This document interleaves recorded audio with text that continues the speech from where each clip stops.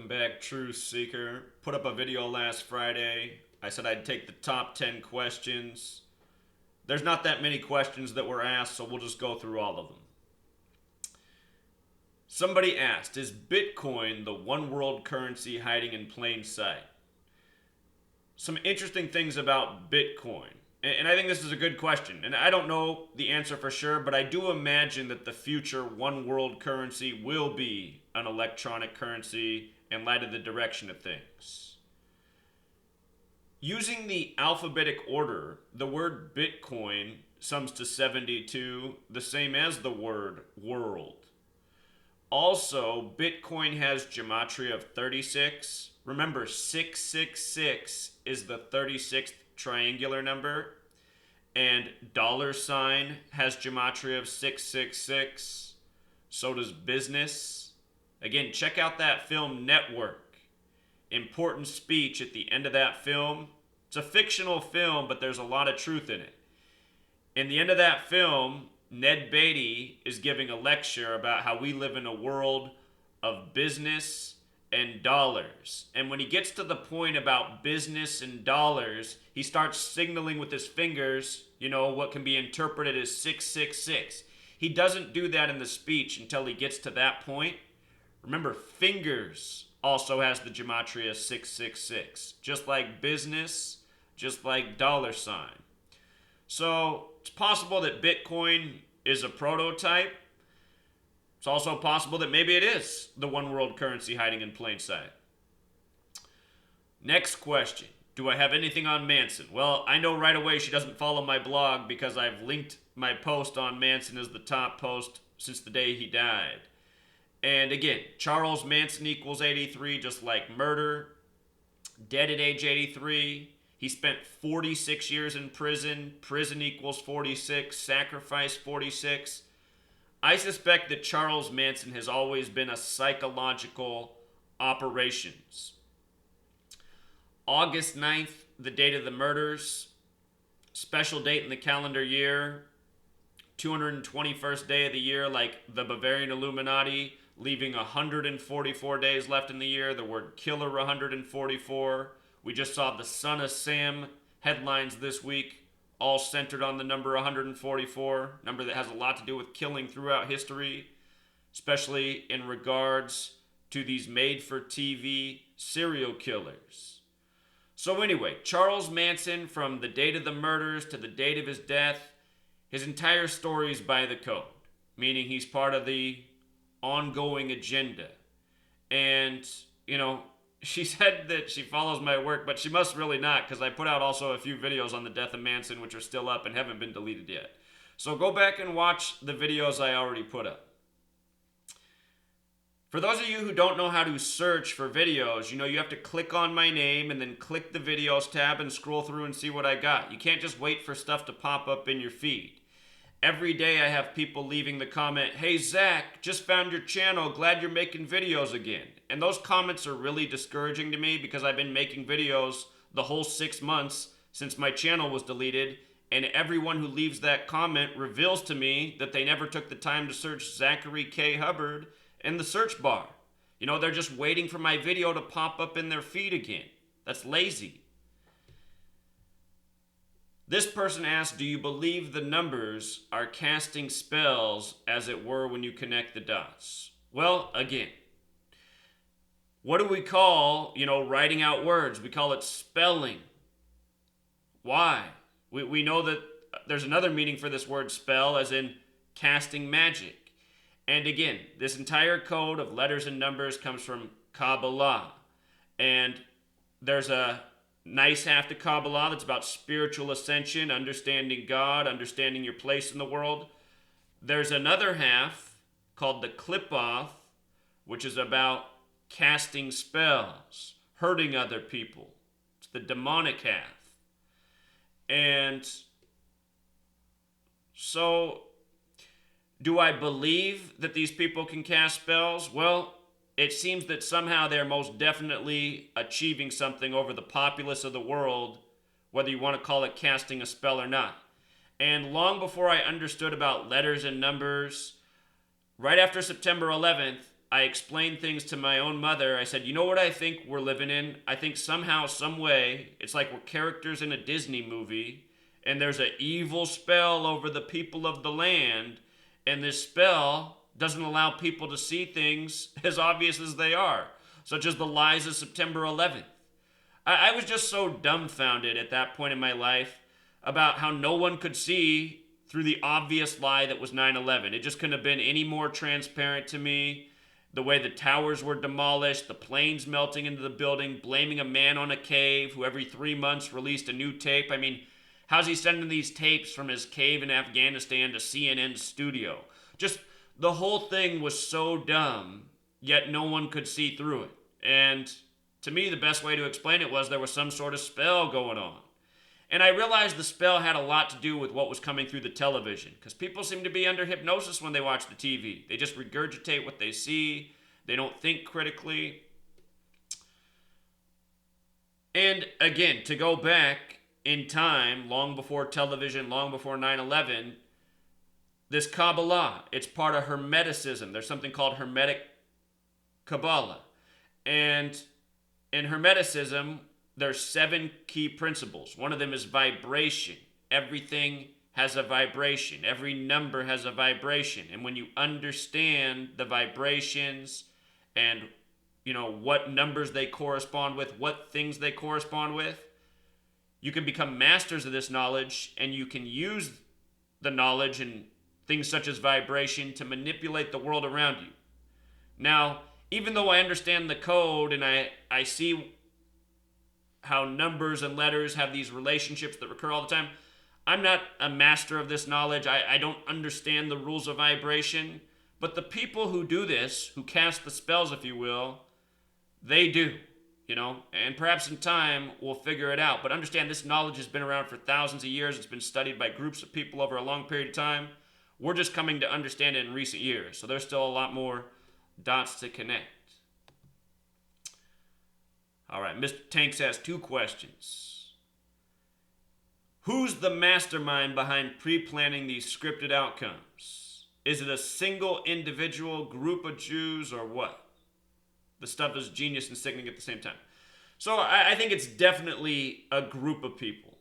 And we know that there's a network of people throughout the world who are versed in this knowledge.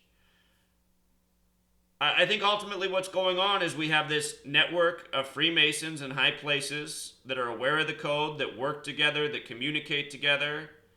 And because they are experts in what they're doing, they know how to work as a team. And I think this network has most definitely grown over time as the New World Order agenda's grown. So that's my take on it. But again, I don't know these things. I'm in the same position as all you guys. I'm just trying to figure it out from the outside. But to me, it would make sense that a network of people are doing it as opposed to one person. Why are the gematria numbers to my name so weird? Like I'm a shill or something. He points out his name, David Tanks equals 33, and David Wayne Tanks Jr. equals 66. Well, remember, the numbers are dualistic. So there's no number that's all good or all bad or that belongs to Masonry. They use these numbers for a reason. And the numbers that they choose are numbers of significance, numbers of power. The number 33, it's the master teacher number. The word teacher equals 33. Remember, people, person, society, they all equal 33. We have 33 vertebrae in our back. Words such as justice have gematria 33. So numbers not all bad. Then again, the word shill equals 33, right? So he's saying I have these numbers of a shill. But again, dualistic, no numbers, all good or bad. And with regards to your name also equaling 66, well, you took to this code, Mr. Tanks. The word math is also 66. If you write out 33, it sums to 66. It's interesting how his name comes together like that.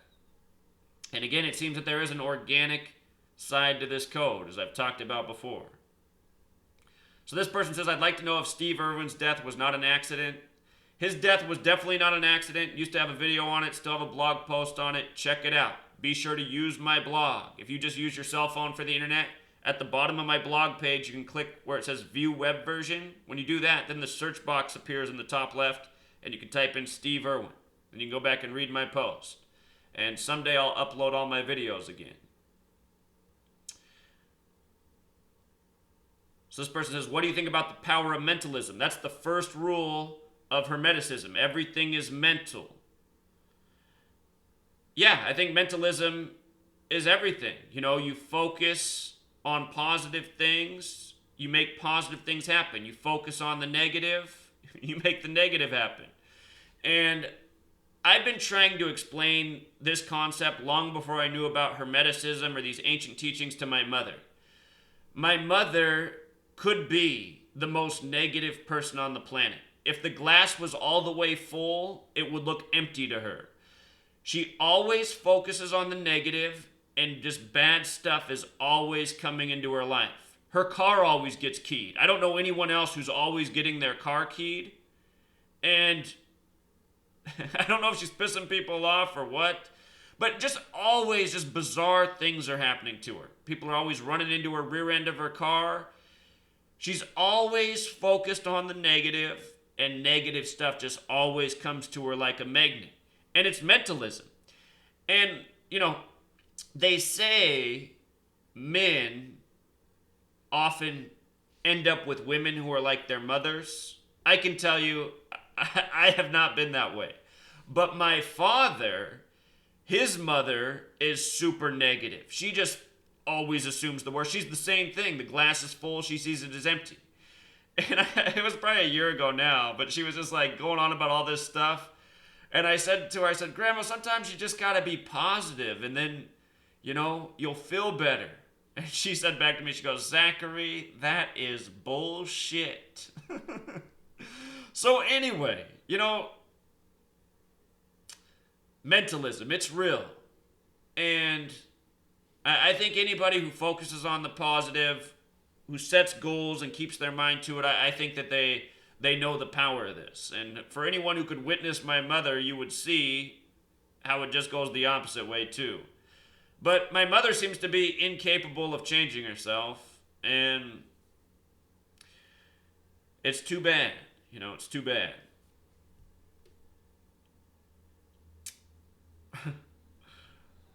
I have a story too, just about this.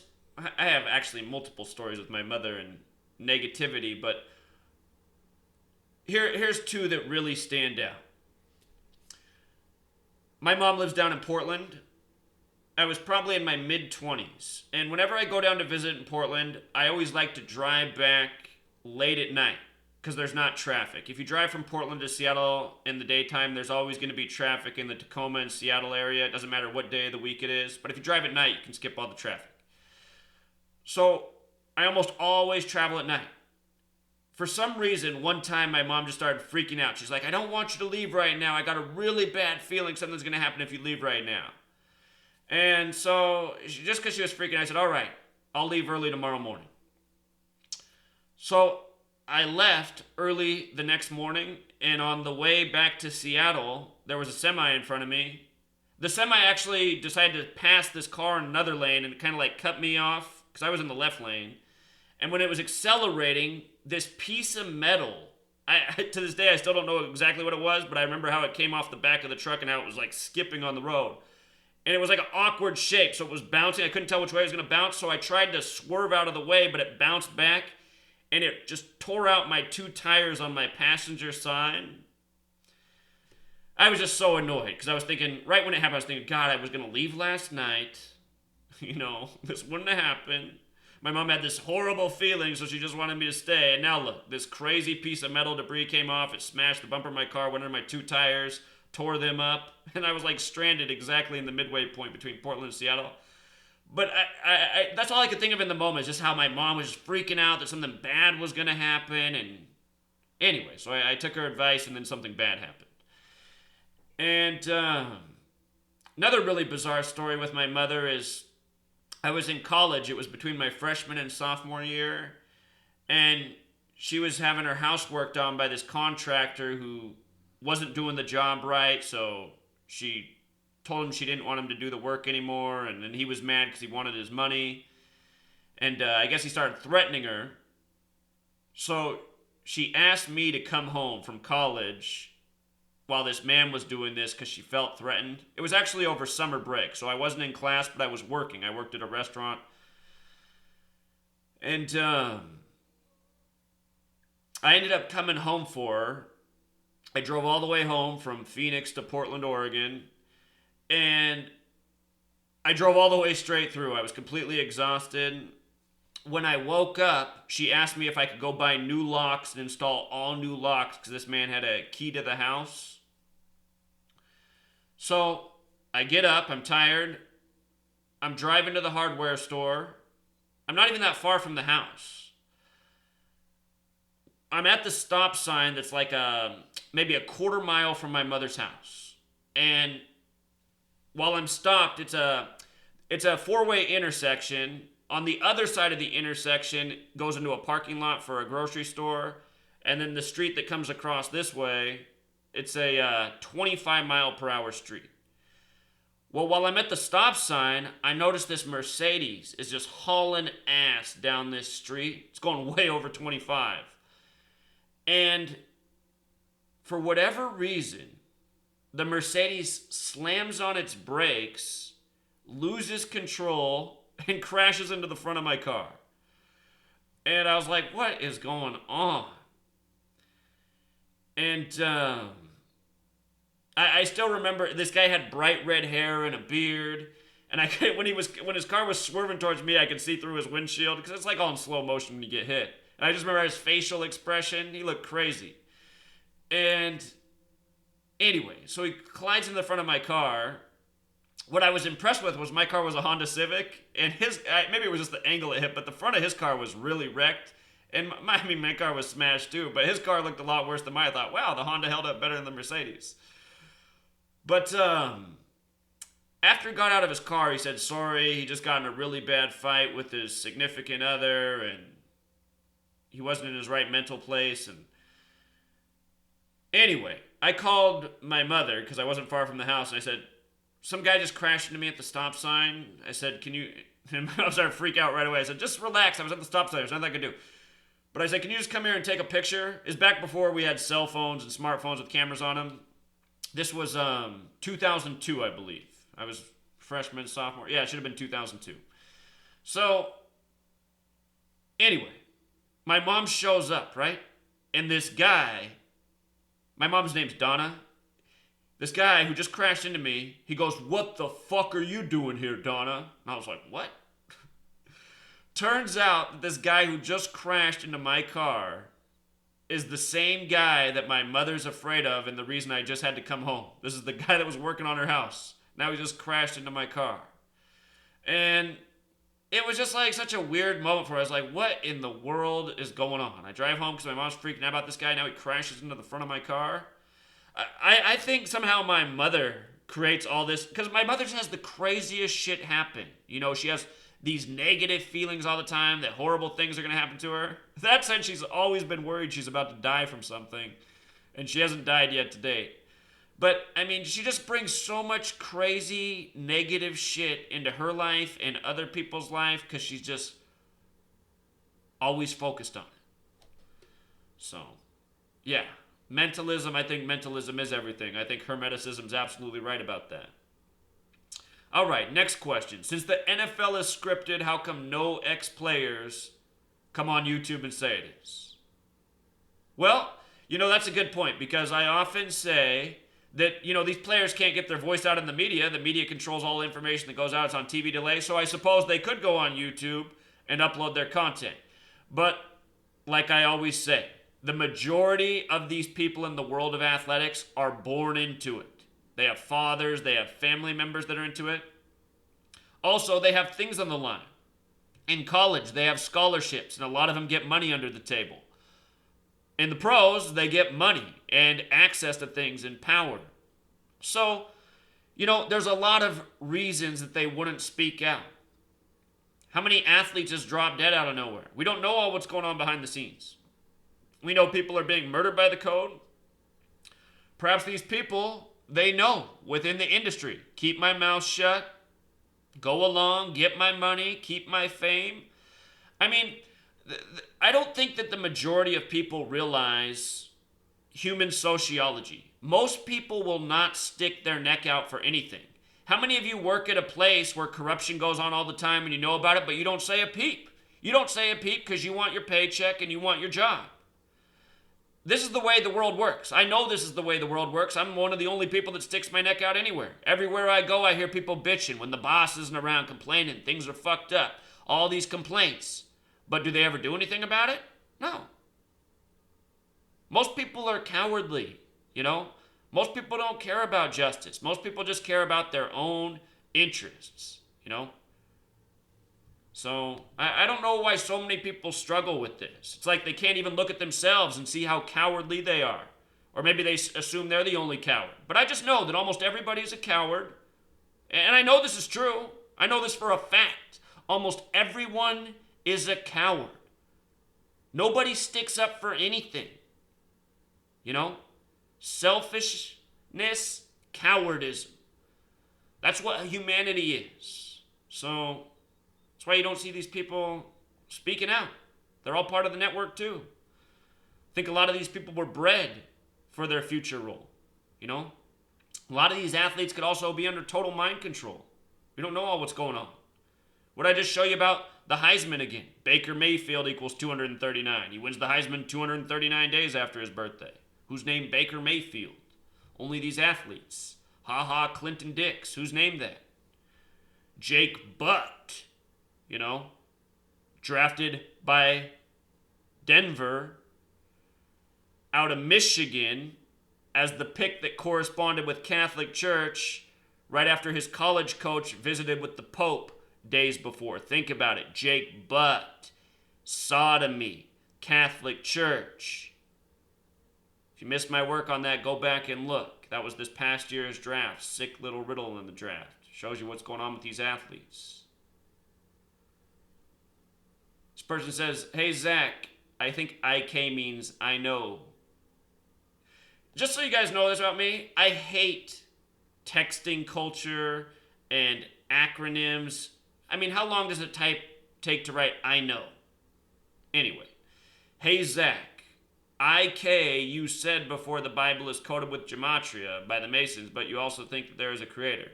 Is there truth to the story of Yeshua, or has it been ripped off from Osiris in Egypt? And also, that the Jews in Israel are the false Jews of the Bible and the blacks are the true Jews. What's the point of fulfilling their own prophecy about false Jews if indeed the false Jews are the ones who coded it that way? Also, if indeed we are living in a Saturn matrix, do you think it's being coded by the Kabbalah, like binary computer coding? Kind of like the movie The Matrix, and also if you believe that. I mean, look how many questions are in here. You guys, how about, like, look at how many complicated questions this person is asking. If you're going to ask a question, ask a question. Don't ask 20 questions in one question, okay?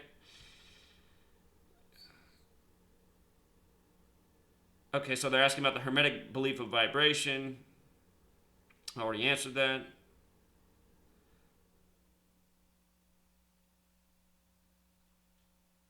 Okay, so, look. I'm not saying, you guys, it's not just that I'm saying, it's that it's easily provable that the entire Bible is coded in this language. I mean, it's undeniable. It's undeniable. Genesis 3:2:2, about good and evil, connected to the tree of life. The tree of life, Kabbalah, a good half, an evil half. There's 3 columns in the tree of life, 22 paths, Genesis 3:2:2. We know how important this number is. Again, ancient mystery religions equals 3:2:2, which is Kabbalah and Hermeticism and all the knowledge that goes way back. Abrahamic religions, 3:2:2, which is Judaism, Christianity, Islam. So, the code is definitely real, and everything in the Bible is based on knowledge that came before it, which goes back to Egypt, which goes back to Babylon, you know. The Egyptians that's not where the knowledge begins either. It all goes back to Babylon. Thoth. That the Egyptians created him. He's credited with all the knowledge that came from the Babylonians. So, yes, to answer the question, Bible based in older teachings. And if you realize the parallels, all of these religions go back to what's happening in the sky. And it's not any different for the Bible. That's why the Christian holiday of Christmas is now on the pagan festival of the birthday of the solar man. And again, solar man equals 93, just like God's son, just like Nazareth, just like crucifix, just like the sun's 93 million miles away. And as for why, the false Jews would be following the prophecy of the Bible, I don't know. It's just how they did it. I mean, people create a plan. It's like the Bible is their game plan. This was their plan. This is what we're going to live out. Look at what they're doing. They've created this prophecy. Everyone, well, not everyone, but so many Christians, they think all these horrible things happening in the world are the sign that their Savior is about to return. They've created a story for people to live by. They've created a story to control people by. And they've created essentially a playbook that they can operate by, that they are operating by, and they're achieving their agenda. And why are they doing it this way? I mean, I don't know. I can't answer that. I've been around since 1983, but it's just the way they decided to do it. This is the path they chose. This is the way they're going about it. And it's like they want to be God, right? They want to be God. They want to convince people that they're God. They want people to think that their actions are the work of God. So I guess that's why they did it this way. But you're asking me to explain why insane people chose to go about it this way? It's what they chose. It's the way they're doing it. And as we can witness, their plan is being achieved. So I guess it wasn't such a bad plan after all for them,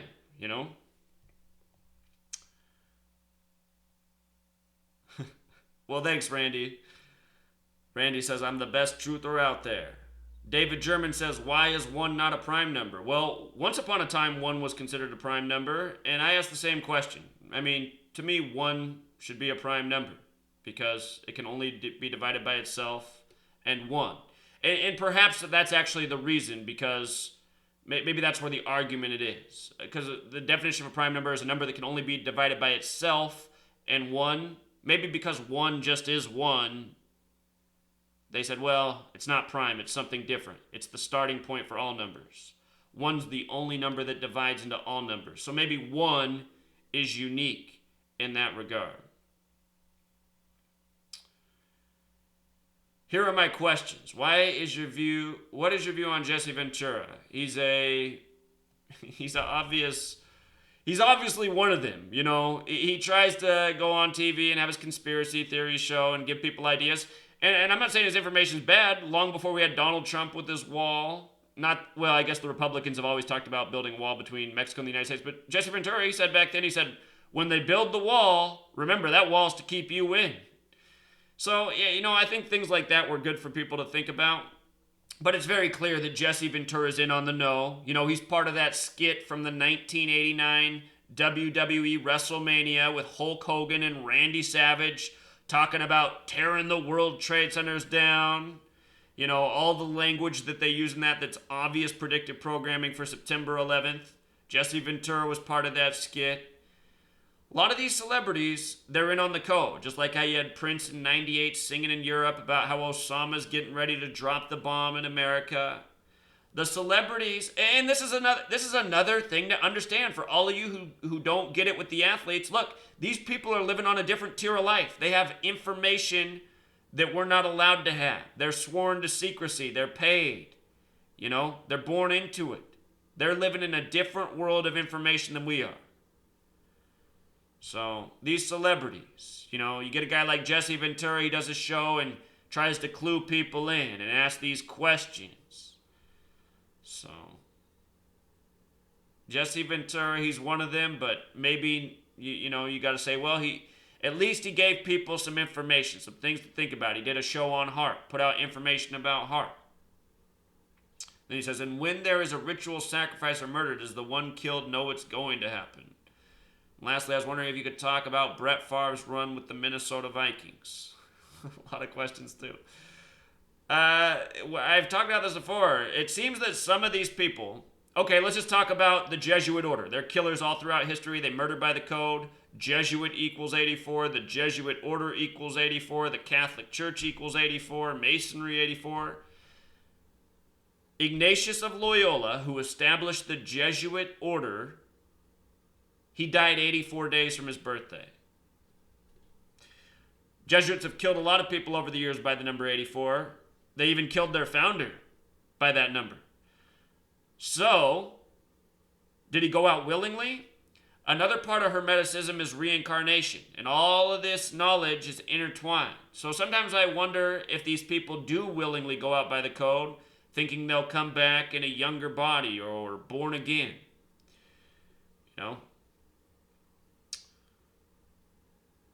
Michael Jackson, Farrah Fawcett, they both died on June 25th, the day that leaves 189 days left in the year. That's a number that has to do with reincarnation. We know that Michael Jackson came back on Larry King as Dave. But there's definitely something going on, Are some people actually dying with the hope of coming back? Are some people faking their deaths and then essentially coming back as a secret personality so they're out of the limelight? Could be a combination of these things. He says, Stephen Shields says, what does G mean as in Freemasonry symbol? Means a number of things. G's the 7th letter. 7, so special. Sacred. Symbolizes the divine. Freemasonry, you have to believe in God. You have to believe in the Creator. Think about how G's the first letter in God. Also, think about how the compass above the G is at 47 degrees. G's the 7th letter. The numbers that divide into 4, 1, 2, and 4, equal 7. 1 plus 2 plus 4 is 7. 7's the 4th prime. Masonic 74. So, 7, G, they're related. Think about God creating the world in 7 days. The Freemasons are builders. You see? Is Gatorade a Freemasonic drink? Yes, it absolutely is. I used to have a video on Gatorade. Do some decoding. Find a lot of things. And also, I did mean to talk about Brett Favre in Minnesota, the other question up here. I'm thinking about the death of Prince in Minnesota and Wisconsin, neighboring states. The Packers have Rodgers and they have Nelson as star players. Rodgers the quarterback, Nelson the receiver. Prince's name is Prince Rogers Nelson.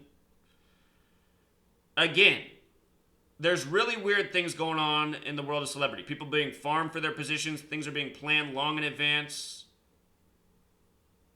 Let's pay attention to what happens with Aaron Rodgers and the Packers in this year of Super Bowl 52. Remember, Rodgers went down with his injury against the Minnesota Vikings. Minnesota equals 52.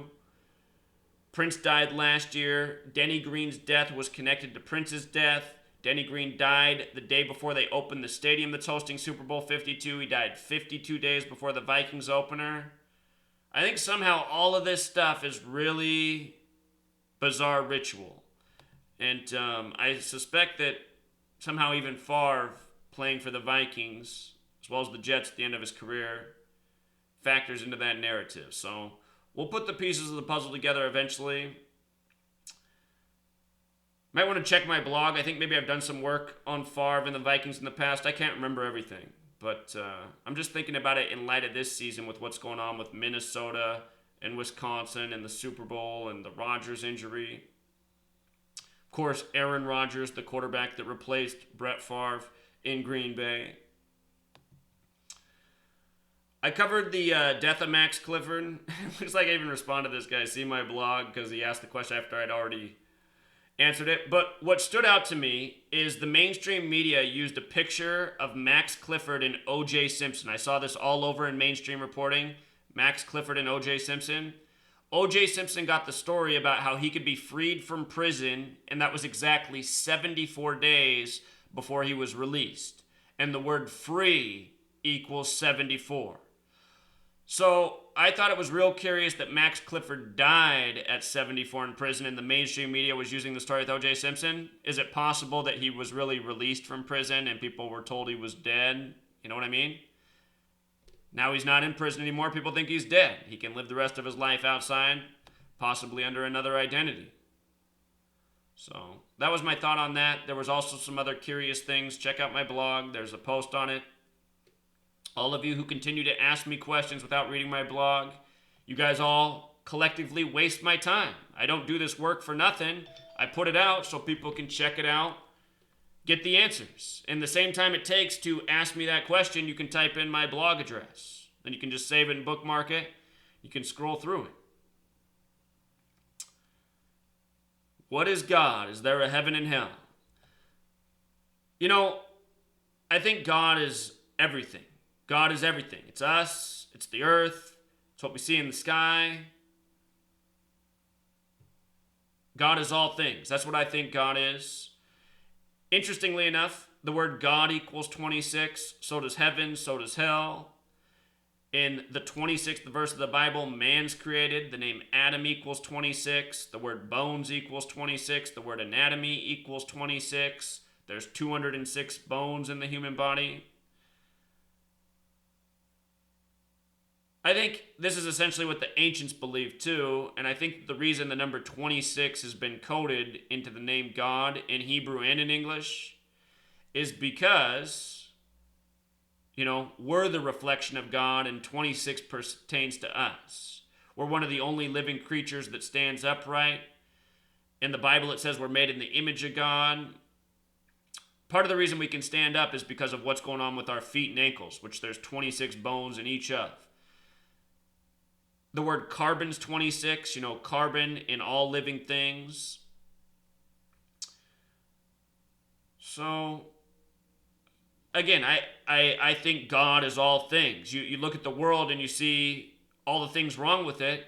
It seems to me that God has created a dualistic world. Everything is equally matched. There's as much evil as there is good. All of us, within us, we're conflicted people.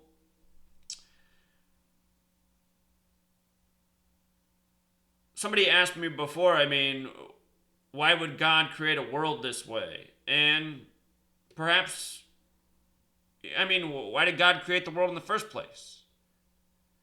So many people don't believe in God, but to me, to not believe in God, that's a religion in itself. But if there's not a God, where did anything come from? How could just something come from nothing? And of course, you'd have to say, well, where did God come from? But it's easier for me to think that, well, if the first thing was God, then I could see how there could be a creating starting point. But imagine that there is a God. And what's God going to do? God has to, we all got to be entertained, I guess. So perhaps God created a world to amuse God's self. And God wanted to make this world have all the obstacles and challenges we see in it. The world's a complicated place, and I question our existence too, and what's the point of it all, and I just try to make sense of it day by day. And okay, let's talk about what happened to me earlier this week. So, earlier this week, I was being medicine man. I got this older customer, very nice person, very overweight, and I see him about once a month. And I noticed that he looked like he'd slimmed down quite a bit from the last time I saw him and from the last several times I saw him. He's got a protruding belly. And it wasn't so bad this time. It was It looked like he'd lost at least 20 pounds. And while I was there, he always talks to me a little bit.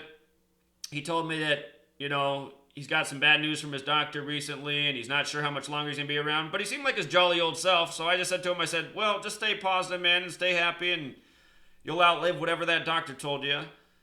But he said, so anyway, he said, I'm trying to take care of myself, and I'm trying to lose some weight and eat healthier, and he said, I'm working on my karma right now. He said, what I'm doing is I'm going to the homeless shelter every day, and I'm bringing 20 sandwiches, and I'm feeding 20 people every single day. And he said, I haven't missed a day for the past 3 weeks. And I said, well, good for you, man. And he said, I'm going to continue to do this until my last day. I said, that's great. And so the word was karma. And after I left his house, I had to stop by the grocery store. And when I was coming out of the grocery store, I saw this minivan. I was just still in the parking lot at a stop sign, busy street, and you got to wait a while to make your turn. Well, I was at the stop sign. This minivan was just flying up behind me. There's actually a speed bump in the parking lot, and it went so fast over the speed bump. I mean, the car was just like rocking like nuts. And it wasn't slowing down. I was like, oh my God, this minivan's going to hit me.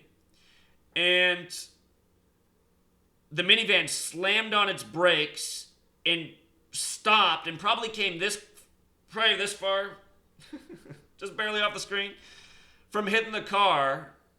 But then after it came to a complete stop, I was like, thanking God. I was like, oh, thank you. And as I was thanking, then the van just accelerated. It didn't just let its foot off the brake. It started to drive again. And it just drove right into the back of me. And I thought, what is this person doing? So, put my car, set the emergency brake, put it in neutral. And I walked back and I said to the person, I saw it was a woman. And I said, are you okay? And then they responded like, and I was like, oh, okay, this person's obviously drunk. And I noticed they had a child in the back seat. And I said, are you okay? And the woman said, oh, I'm having a bad day, and we just had to put down our dog, and I got to get my son home. And I said to her, it doesn't look like you should be on the road right now.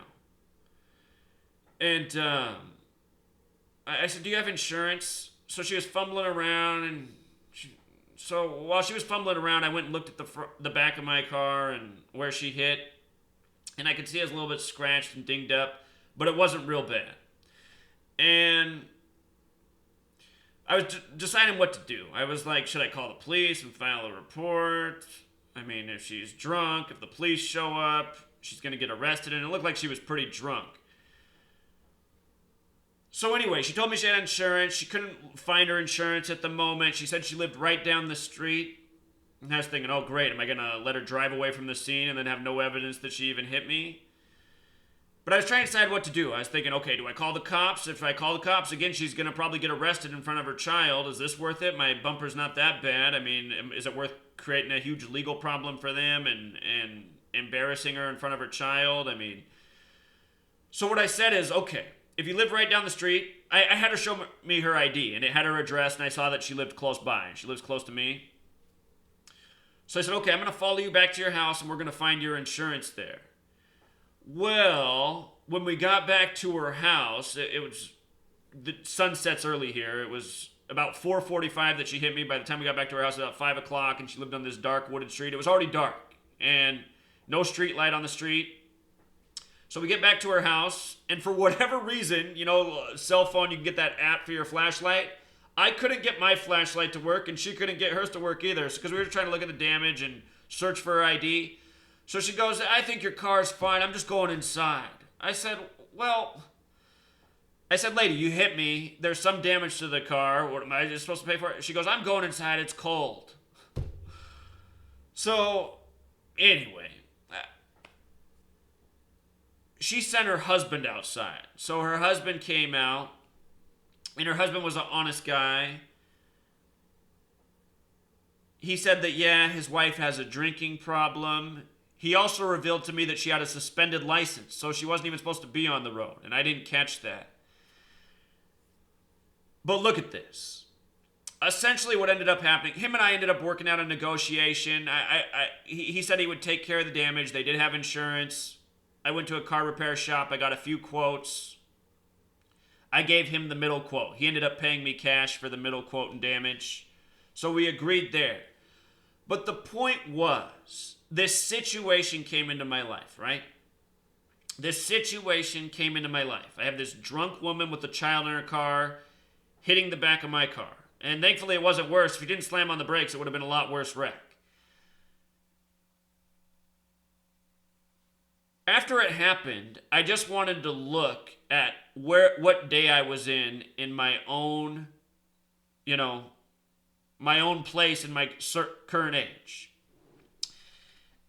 I just wanted to see, like, if there was a reason this happened. Is there some reason that this bizarre lady crashed into the back of my car and I had to make this decision about calling the cops, possibly getting her in trouble? So I looked, and it was exactly my 144th day of being 34 years old. And because I know the code, things jumped out right away. I'm 34. That's the 9th Fibonacci number. This happened in the month of December. December has the gematria 55. That's the 10th Fibonacci number. Fibonacci also equals 55. My full name equals 89, just like my father's full name equals 89, just like my mother's birthday is 8/9. Born on the record, coldest day, negative 89 Celsius. That's the 11th Fibonacci number. And then the 12th Fibonacci number is 144. So I get hit on my 144th day of being 34. Also, my parents' birthdays are 144 days apart. And here I am in the time of Sagittarius that this happened, which equals 144. So I thought, how weird. Perfect Fibonacci lineup. Plus, what I saved this woman from, a DUI equals 34. And I shared this story with somebody and they said I did the wrong thing because they said all drunk drivers should be punished and this woman will probably go out and do it again. Well, I talked to her husband. Her husband said, that they've been together for a long time and this is her first car accident in all the years that they've been together. And he said she has been going through a rough patch. They did lose their animal recently. She's been working a lot. So it's possible, well, it does seem that this, like, I just ran into her on her worst day. And even though I was nice to her and helped her out, she was really rude back to me. Even when we got back to her house. I mean, she wasn't even going to help me out. She was going to go to her house and tell me I was fine and I should just go home. Meanwhile, I could have just made her life living hell. She could have been in a jail cell, and she didn't show any gratitude for that. But to me, it's not about that. To me, it's the fact that her child, who was there, would have witnessed the mother being arrested, and then, he would have been having to sit there with the cops and wait for the father to come pick him up. What kind of memory would that have been for the child?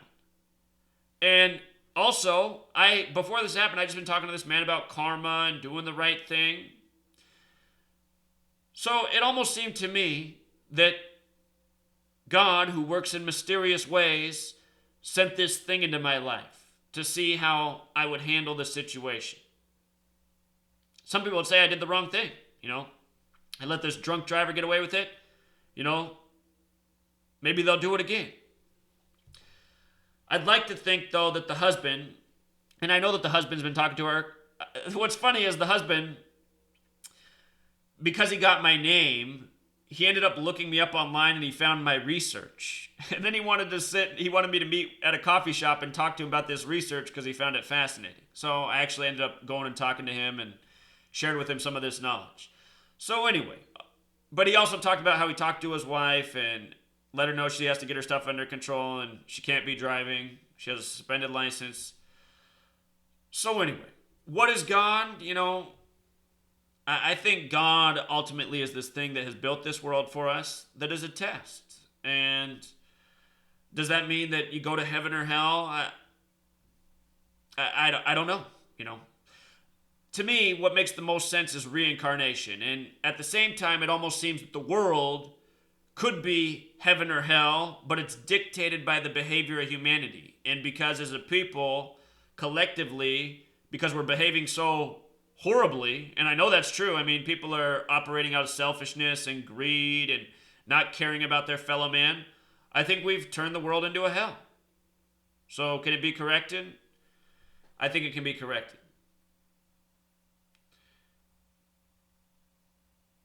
Ian says, cool stuff. Thank you, Ian. Tony Harris says, Zach, can you please do Nancy Kerrigan, Tonya Harding? Okay, I'll look into that. I've never covered that before. But you know what's funny? Tonya Harding, she used to live in Camas, Washington. I moved to Vancouver, Washington, which is right next to Camas. I used to see Tonya Harding often at the grocery store. She's if Tonya Harding is a celebrity, she's the celebrity I've seen the most in my life. She'd always be shopping at the same Albertsons that was right by my house. And Tonya Harding wasn't a rich person by any means. You know,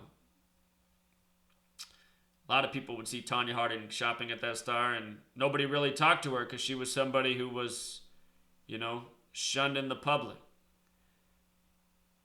Had a negative relationship with the public because of her story from the Olympics. But yeah, I'll look into that.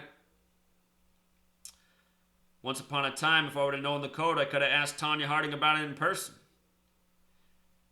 This person writes, curious as you can shed some light on emerald tablets. So that's part of Hermeticism. If you never read the emerald tablets before, there's multiple translations. Just look them up. Look up the emerald tablets. It's a page to read. Very simple. Very simple spiritual philosophy. So emerald tablets fits into, again, Hermeticism, Hermetic Kabbalah, Thoth.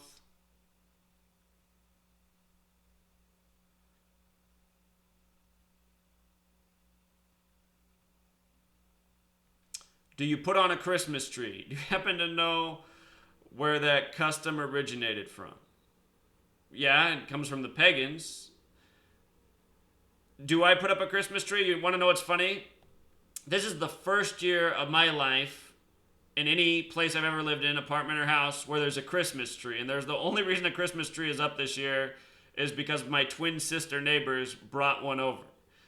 They asked me, they said, Zach, how come you never put up any lights or have a Christmas tree? And I said, well, I'm just not into the tradition. I don't celebrate it. And they said back to me, they said, people love that word, don't they? They said, that is bullshit, Zach. We're getting you a Christmas tree this year. So they brought me a little tiny one. It's very small. And what's funny is the week after they brought it over, they asked if I could come over and put up Christmas lights on their house. So I ended up putting up Christmas lights on their house. And I got to tell you, I was murmuring and cussing to myself a lot because they were all brand new, which means they all needed to be clipped. And the entire time I was doing it, it was raining and just barely above freezing. So it was like 30-some degrees, rain, and I was getting soaked. I was so cold by the time I was done putting up their Christmas lights, and I was just thinking, is it even really worth it? But they're grateful, so. I don't normally put up a Christmas tree. I do have one in my house this year for the first time in my life. That is thanks to my neighbors. And again, Solar Man, pagan celebration. You bring the tree in the house. Christmas, same day as the pagan Solar Man celebration. The winter solstice. This person says, what do I think about urine therapy? I don't know anything about it. You know, I've heard about this. Drinking, bathing in your urine. I guess when I was a child, I would pee in the bathtub, so that's as close as I've ever come to it. But I don't know. You know, I do think eating fruits and vegetables is correct. I am a vegetarian. Been vegan for part of my life. You know what? I guess technically right now I'm not a vegetarian. I'm a pescatarian because we do eat some fish. My girlfriend likes fish. But 90% of my diet is vegetables and rice. My girlfriend likes rice. And I learned about vegetarianism, veganism after September 11th. I started looking for answers to truth in this world. One of the first things I came across was diet. Learned a lot about the true history of human health and the research that's been done. And I learned that people who eat a vegetarian, vegan diet live a lot longer, get a lot less disease and illness, get sick a lot less.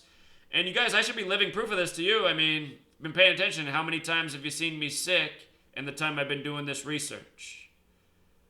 And the entire time I've been doing this research, I've been sick for 1 day. I got a small head cold. It lasted 1 day. So, what else? What's the convincing part of a prediction? What info makes for a stronger prediction? What angle should be covered?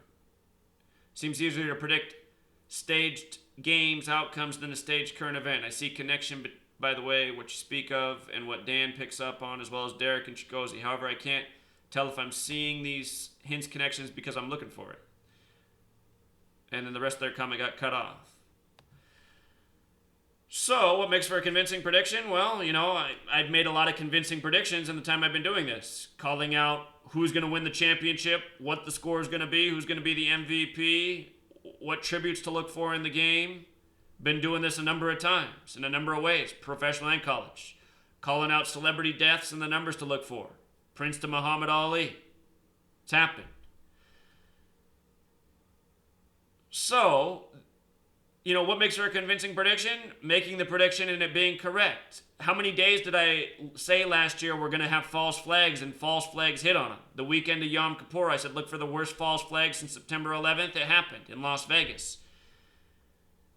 These are convincing predictions. And because I've made so many predictions like this, it's a shame that my work hasn't reached more people. It definitely deserves to, but it's being censored. It's being kept from people. It's being purposefully squashed in views on the web. I have people sabotaging me, trying to make me look bad. I have shills and trolls that spend 24/7, 365 on my work.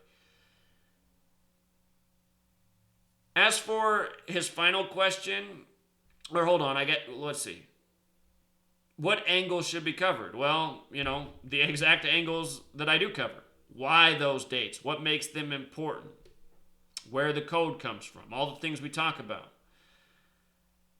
And then his other part is he says he can't tell if he's seeing these things because he's looking for them. Well, if you look for something, you're definitely going to see it a lot more. It's just like you learn a word for the first time, and then the next day, or maybe later that same day, or later that same week, you hear somebody else use the word. And you think, weird, I never heard this word before.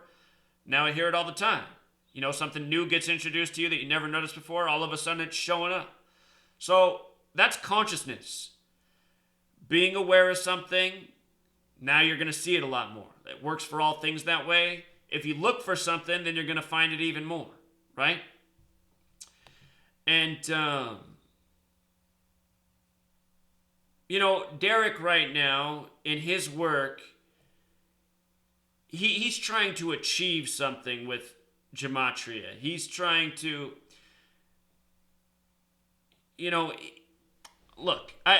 what Derek's going through is exactly what Brother Berg did. Brother Berg was one of the first people to find my work and start a blog and start making videos. And he fell into some early patterns in his early research, and then he would try to connect everything to those patterns. And he would make these connections in numbers, and he would make these predictions off them, but then the predictions wouldn't land. And I would say to him, well, it's because you're using... because what he was doing is he'd say like the number was 143, then he'd say 341, 143, 431. He'd say all the different variations of that number were essentially the same thing, and then he'd make these predictions off of that. And they weren't landing. And I'd say, I would say, this isn't the way to do it. It's better to just decode and stick to the number and see how that same number is used repetitively. And Derek's doing something similar right now. He's like trying to take... First of all, he's using a ton of ciphers. We didn't used to have all these ciphers. And he's looking for certain numbers in each of those ciphers. And then he's taking variations of that number and he's making them all line up with eclipses. And he's trying to say it's all based on the eclipse. And he's doing this because he started to learn about this in the year of the big eclipse. And so this is where his initial research was. I see Derek doing the same thing that Brother Berg did. And I don't think it's a good way to do this research. I think it's forcing it and trying to make connections. And absolutely, things have been lined up with the eclipse. We've been talking about that all year. But is it everything? Because Derek's trying to connect everything to the eclipse. And he's trying to bring everything back to the same numbers. And in doing so, he's losing sight of things that are more important, more transparent, and easier to show. And so that's how I'd answer the question. Yeah, if you try to see something, if you try to find it, you'll recognize a lot more. And if you try to force it, you can make it happen too. This person asked me about vegetarianism. Again, proof that vegetarianism is the diet that's meant for us is our intestines. A carnivore has a short intestine tract that's mostly short. You know, a carnivore can also eat raw meat, has teeth that are meant to tear apart meat. And our canines are nothing. People will say, well, if we're meant to eat fruits and vegetables, what do we got these canines for? Look, you guys, our canines are just like an animal that eats plants. Our canines aren't sharp. They don't tear apart raw flesh. We're not like the creatures in The Walking Dead. Our teeth are a lot like animals that eat nothing but fruits and vegetables. Okay? I hate when I hear people say, what about our canines? Like we got sharp teeth, like we're a shark or a wolf or something. We're not. Our intestines are just like animals that eat fruits and vegetables only. And if you eat fruits and vegetables, a lot of people who become vegetarian, what they'll say is, they say, I don't like eating fruits and vegetables because I'm having to go to the bathroom way more. Well, guess what? You're supposed to go to the bathroom way more. Your body processes fruits and vegetables so much more cleanly. The reason the average American is so fat, and they are, you know, most people are obese, overweight. Every time I go to the grocery store, I just get disgusted because I see all these fat people putting all this junk food in there and getting their jugs of milk and their carts all loaded up with meat. The reason that they're so fat is because their intestines are full of all this food that they cannot process, that just gets built up in their body. You know, the average person in America is way backed up with shit in their intestines because they're eating a diet that their body cannot process. Our body was not made. We can do it, but we don't do it efficiently. And that's why there's so many obese people. That's why there's so many unhealthy people. That's why there's so much disease and illness. And that's why people who eat fruits and vegetables are healthier. It's undeniable. It's proven. I'm living proof. You know? Do you think we will see a world in our lifetime that isn't full of stupid fucking sheep who are proud to be stupid fucking sheep and get angry and violent towards those of us trying to help us? You know what? In the Bible, in Hermeticism, it explains that only few people will have eyes to see. You know, it's a rare gift to have eyes to see. It essentially explains that most people are sheep. And in Hermeticism, you're actually said to be a fool if you spend your time trying to wake up the sheep, you know? As if it's an impossible task. And, you know, the more time passes and the more I see people not wake up to the obvious and go along with the wrongdoing, the more I think we need to find a way, those of us who are awake, to create our own space, our own colony, if you will, or state or nation. Somehow it needs to be achieved. There needs to be a place for the sane people of this world. But at the same time, I say, can that work in this world? I mean, we have governments that only want sheep. Are they going to allow a state of non-sheepish people to exist? I mean, I'm sure the United States of America would be in a real hurry to go to a war with that and to bomb the hell out of it with drones. So I don't mean to be Debbie Downer, but I don't know. It seems that based on the knowledge of the ancients, what we see today, it seems that for whatever reason, this is the way the world is.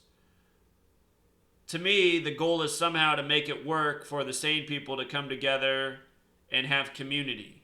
And how that can be achieved, I guess that's something we've got to keep working at. So, I wish I had a better answer for that, but it's the way it looks.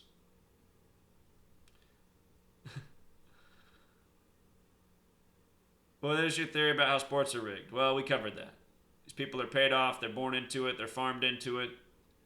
They might be under mind control. How do you think they keep athletes, actors, and politicians quiet? Money? We already covered that. My question to you is, what do you think of Jordan Maxwell and Brandon O'Connell? So, Jordan Maxwell has put out some interesting information. He does the thing with Kennedy and Lincoln. But I've seen Jordan Maxwell in recent years saying he's scared to speak out, he's been threatened, he doesn't want to speak out, he's laying low. You know, cowardly. You're already an old man, man. What are you so afraid of dying for?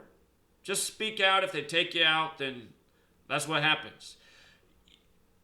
If you guys don't realize, I mean, that's the way I am. I live with the threats. Some threats have been delivered on. I'm just going to keep fighting back. And honestly, I'm not that afraid of dying.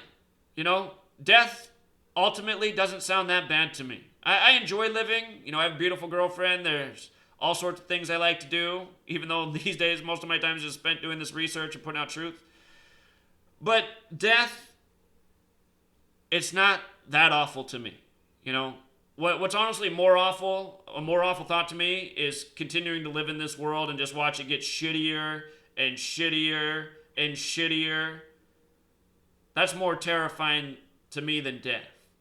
And the other thought that bothers me more than death is living in this world and not fighting back and watching things get worse. Watching us get pushed off the cliff.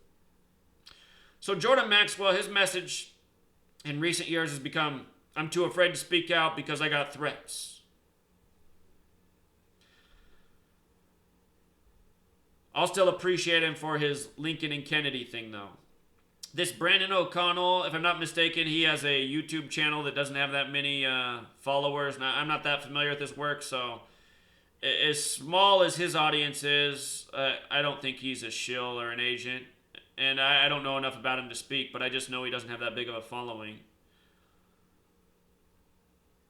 Even though sports are scripted, what was your favorite team and player in NFL, NBA, and MLB?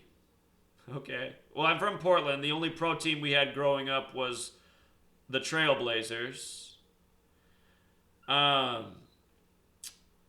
As a child, I liked the same teams my dad liked. My dad was a San Francisco 49er fan, so I liked them. Jerry Rice was, the big star growing up. When I was a child, though, I liked the way Roger Craig ran the ball with his knees all high. So I guess, my favorite football team was the 49ers. Favorite NBA team, the Blazers. My dad's a big Yankee fan. That was my best sport growing up. I was 12 years old when Derek Jeter came into the league and played a lot of baseball back then. I used to idolize Derek Jeter at that age. I wanted to be Derek Jeter, He was so clutch. That's what I liked about him, And now knowing how scripted it is, it all makes so much sense. Just how clutch he was. But that's not to say that people aren't really clutch. As an athlete, I'm clutch. And I always like that. I want to take the last shot. I want to be up to bat when there's 2 outs.